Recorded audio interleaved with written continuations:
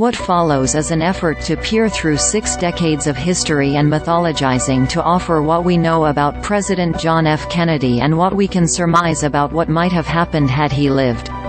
It does not offer the beaten-to-death cliché that, "we lost our innocence," on November 22, 1963, the day he was assassinated. Didn't the quiz show scandals of the late 1950s dispense with that? Nor does it ask, "Who killed JFK?" Though the popularity of a new podcast suggests that question will linger for another several decades at least. There are parts of this story we know for sure, and others where there are no certainties but real probabilities, based on the best evidence we have. It suggests a different path was nearly taken, on the Cold War, on Vietnam and the 60s, and on Kennedy's private life and political future.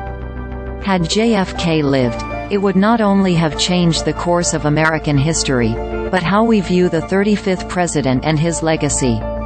After a nail-biting, but peaceful, resolution to the Cuban Missile Crisis, Kennedy was determined to find a way out of the Cold War.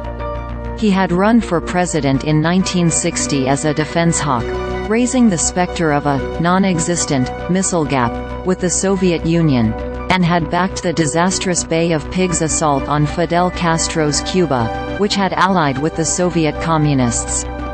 But in June of 1963, he'd given a speech arguing that it was time to re-examine our attitude toward the Soviet Union.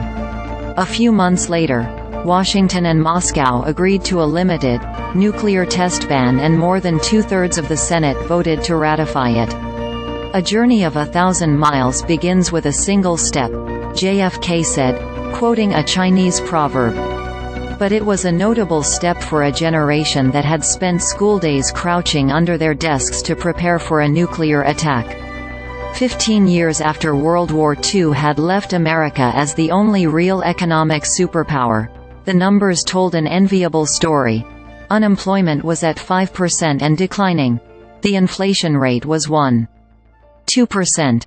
Real economic growth was 4%, and that year's budget forecast predicted a modest surplus of $500 million. The big debate at the time was whether to enact Kennedy's proposed tax cut to spur further economic growth. Republicans thought it a reckless budget buster and resisted. Forget about the posthumous icon he became. Despite the booming economy and the easing international tensions, Kennedy was facing a serious re-election contest. At the center of his challenges?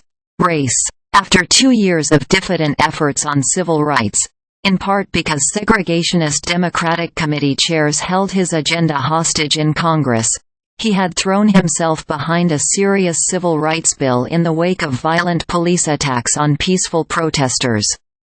That triggered a furious reaction in the South, and in September of 1963, a Gallup poll showed that in the 11 states of the former Confederacy, Barry Goldwater was beating JFK by a 59-41 margin.